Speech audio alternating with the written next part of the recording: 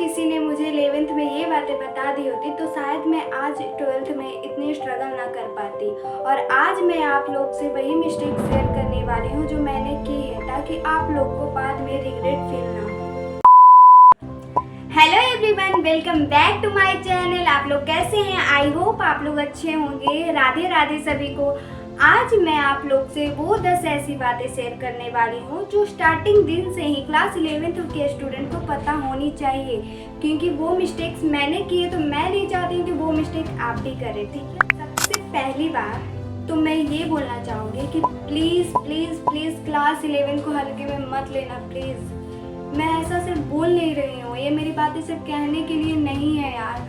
मैं इसलिए बोल रही हूँ ना क्योंकि ये मैं क्या बोलूँ, मेरी ये खुद की पर्सनल एक्सपीरियंस वाली बात है। ठीक है, मैंने भी मैं जब 11th में गई थी तब मैं सोची थी कि 12th में अच्छे से पढ़ेंगे। 11th क्या है, 11th का थोड़ी ना कुछ आता है 12th में अच्छे से पढ़ेंगे। बट नहीं, 11th का बेस अगर स्ट्रॉन्ग रहता है तभी वो 12th में आपको एक भी चीज़ समझने में प्रॉब्लम नहीं होती है। और मैंने 11th में ना ध्यान देकर 12th में जब ध्यान दे रही हूँ तो ध्यान देने का कोई फ़ायदा ही नहीं है। ठीक है ना, क्योंकि 11th का ही बेस उससे कनेक्ट है। और जब 11th ही नहीं समझे तो 12th क्या समझ में आएगा बताओ। इसीलिए मैं आप लोग को बोल रही हूँ कि 11th अच्छे से पढ़ना। ठीक है, हर एक टॉपिक के हर एक चैप्टर को प्लीज़ अच्छे से समझना, खास करके फिजिक्स और केमिस्ट्री के। ठीक है, मैं पर्सनल एक्सपीरियंस के साथ आप लोग को बता रही हूँ ऐसा कि अच्छे से समझना, वरना मेरी तरह ही पछताओगे। और अगर अभी ध्यान दे लिए तो बिलीव मी, बाद में आप पक्का थैंक यू बोलोगे, खुद को थैंक यू बोलोगे।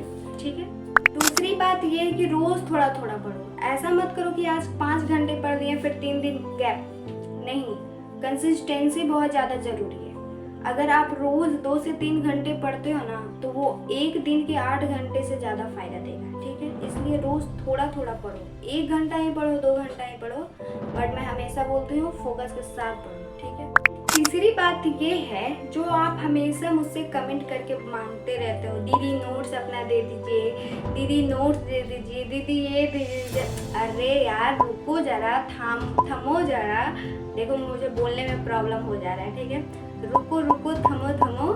मैं ये बोलना चाहती हूँ कि देखो, दूसरे के नोट्स से तुम समझ सकते हो, आइडिया ले सकते हो, बट जब तुम खुद के नोट्स बनाते हो ना तो दिमाग में सारी चीज़ें, चाहे वो कॉन्सेप्ट हो कुछ भी हो, वो बहुत आसानी से बैठता है। ठीक है, और रिवीजन करने के टाइम भी बहुत आसान हो जाता है। इसीलिए दूसरे का नोट्स मत लो। ठीक है, दूसरे की चीज़ें दूसरों को ही काम देती है, खुद को कभी काम नहीं देती। इसलिए तो मैं तो यही बोलूँगी कि दूसरे की चीज़ें दूसरे पे ही छोड़ दो, अपनी चीज़ों पे फोकस करो। एंड फोर्थ बात ये है कि कोई भी डाउट हो, कोई भी किसी सब्जेक्ट से रिलेटेड कोई भी डाउट हो, चाहे वो कितना ही छोटा क्यों ना रहे, उसे कल पर मत छोड़ो।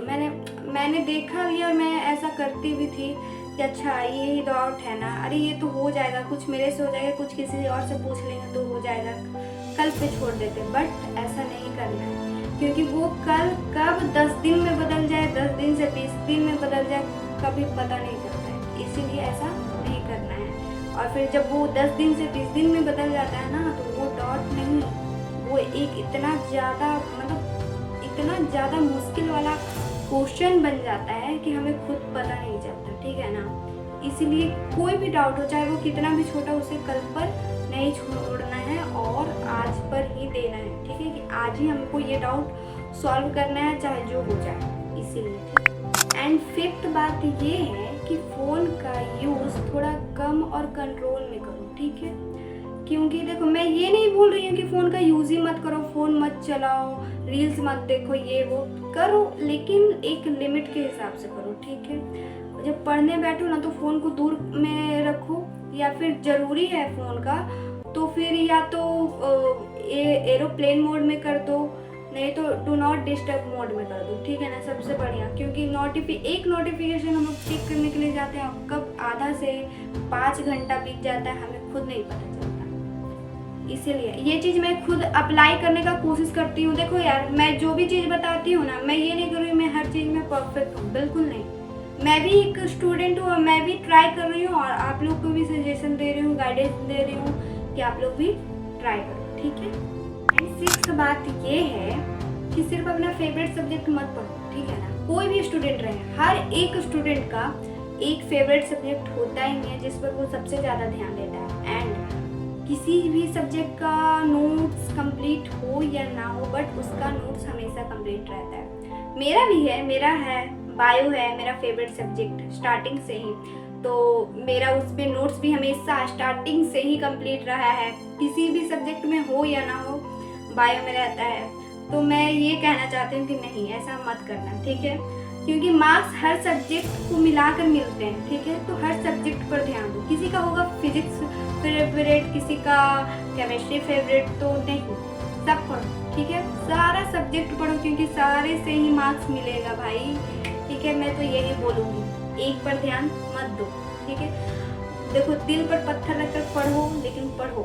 मैं तो यही बोलूँगी। मेरा सबसे गंदा क्या है, फिजिक्स है, फिर भी मैं दिल पर पत्थर रखकर पढ़ती हूँ। क्या करूँ, कोई चारा ही नहीं है मेरे पास, ठीक है। तो आप लोग भी ये काम करना, ठीक है। मैं ये बोलना चाह रही हूँ मैं कि रिवीजन, क्योंकि देखो मैं भी ऐसा सोचती थी कि एक रिवीजन कर ही लिया है, एक बार चैप्टर पढ़ ही लिए हैं हम, तो दोबारा क्या ही पलटने जाए उस चैप्टर को, याद ही है क्या ही, आगे बढ़ते हैं, आगे का याद करते हैं। बट नहीं, ऐसा करने से क्या होता है ना, आगे पढ़ो तो पीछे वाला भूलते चले जाओगे ऑटोमेटिक, ठीक है, याद ही नहीं रहेगा। जब आप आगे पर ध्यान दे रहे हो, पीछे वाला एक और पलट के नहीं देख रहे हो, तो वो याद रहेगा। मुझे भी नहीं रहता था, ठीक है। तो वैसा नहीं करना है, रोज थोड़ा थोड़ा देखो, आगे पढ़ रहे हो ना, तो 10 मिनट या आधा घंटा टाइम निकाल कर पीछे वाला टॉपिक रिवाइज करो, ठीक है। तो रिवीजन बहुत ज़्यादा जरूरी है, क्योंकि अगर देखो किसी भी चीज़ को हम रिवाइज करते रहते हैं, उस चीज़ को दोहराते रहते हैं, बार बार देखते हैं, बार बार उसके बारे में पढ़ते, तो वो हमारे दिमाग में ऑटोमेटिक एक जगह ऐसा फिक्स होता है कि उससे रिलेटेड मान लो कोई भी क्वेश्चन आ गया ना, तो एकदम से आंसर याद आ जाता है। बट अगर देखो एक ही बार पढ़े और दोबारा उसको पलट करने देखे ना, तो एग्जाम में अगर क्वेश्चन आता है ना, तो लगता है ये क्वेश्चन, ये सवाल, ये क्वेश्चन, ये चीज़ें, ये वर्ड कहीं से देखा देखा लग रहा है, अब आंसर याद ही नहीं आता। ऐसा लगता है ना कि काश इससे रिलेटेड एक वर्ड मिल जाता, हम पक्का बना देते आंसर। यही होता है ना रिवीजन करने का फ़ायदा। मेरे साथ भी यही होता है, हम जो मेरे साथ घटा है वही चीज़ मैं आप लोग को बता रही हूँ। तो आप लोग ऐसा मत करना, आप लोग रिवीजन करते जाना। तो मैं ये बोलना चाहती हूँ कि अपनी हेल्थ का ध्यान रखो। मैं अपनी पर्सनल एक्सपीरियंस के साथ ये भी बता रही हूँ। देखो हुआ क्या ना कि कुछ दिन पहले मैं देर रात तक जाकर पढ़ती थी, ठीक है।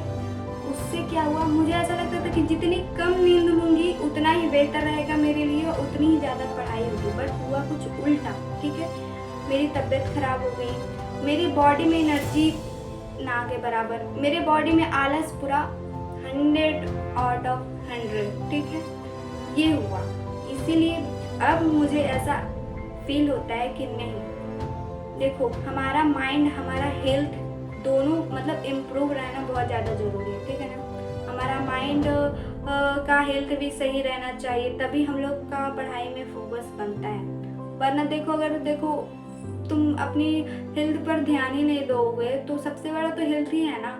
तुम अच्छे रहोगे तभी ना पढ़ पाओगे, और जब हेल्थ ही नहीं ठीक रहेगा तो कैसे पढ़ पाओगे। इसलिए हेल्थ को इग्नोर मत करना, हेल्थ को भी साथ में लेकर चलना। सबसे पहला बात तो मुझे यही बताना चाहिए था कि अपनी हेल्थ पर फोकस करना, ठीक है, तब पढ़ाई, ठीक है। अगर आप हो तभी पढ़ाई हो सकती है। एंड 9th में मैं ये बोलना चाहती हूँ कि खुद को किसी और से कंपेयर मत करो, ठीक है। कौन तुमसे ज़्यादा पढ़ रहा है, कौन किसी का तुमसे ज़्यादा अच्छा मार्क्स आ रहा है, कोई तुमसे आगे बढ़ रहा है, तो ये चीज़ें तुम किसी से कंपेयर मत करो, ठीक है। तुम खुद पर ध्यान दो, खुद की प्रोग्रेस पर ध्यान दो। किसी और से कंपेयर करके क्या ही फ़ायदा, वो अपने लिए कर रहा है, तुम अपने लिए करोगे।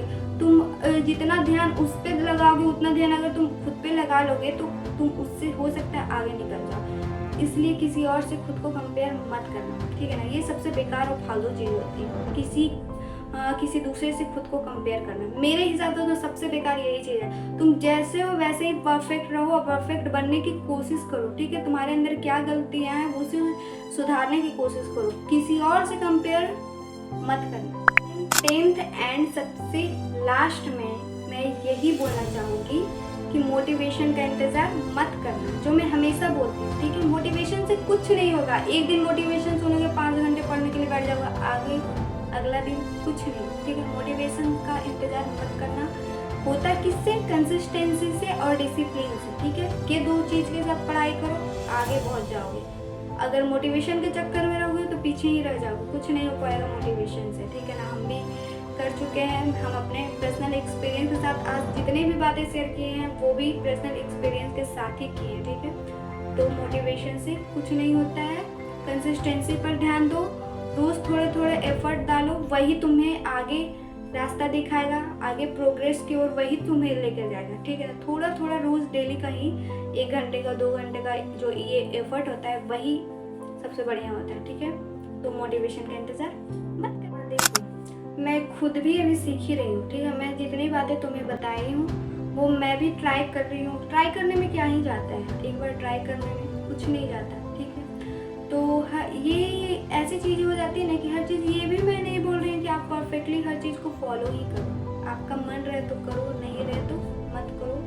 बट अगर आप ट्राई करके देखो तो शायद आपकी स्टडी जर्नी आसान हो जाती है, ठीक है। और अगर आपकी स्टडी जर्नी आसान हो जाती है तो मुझे ऐसा लगेगा कि मेरा ये वीडियो बनाना वर्थ इट रहा है, ठीक है।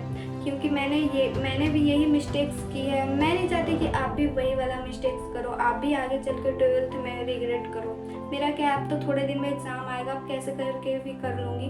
बट आप लोग को अगर अच्छे मार्क्स, अच्छे परसेंटेज लाने हैं तो प्लीज़ ये मिस्टेक्स मत करना, ठीक है। मैंने किसी वजह के कारण 11th की क्लास छोड़ दी, मैंने कोचिंग छोड़ दी, लेकिन आप वो चीज़ मत करना, ठीक है। कहीं और से ही 11th का क्लास कर लेना, ठीक है। अगर कहीं का किया हुआ क्लास पसंद ना आ रहा हो तो। और आज की बस यही 10 बातें थी जो मुझे लगता है कि क्लास 11th के स्टूडेंट को स्टार्टिंग फेज में ही ये बातें पता होनी चाहिए, क्योंकि जो गलती मैंने की वो ना कर पाए, उन्हें आगे रिग्रेट ना हो चलकर। अगर आप इनमें से 3 से 4 बातें भी डेली फॉलो करते हो ना तो पक्का आपको इसका फ़ायदा मिलेगा आगे चलकर, ठीक है।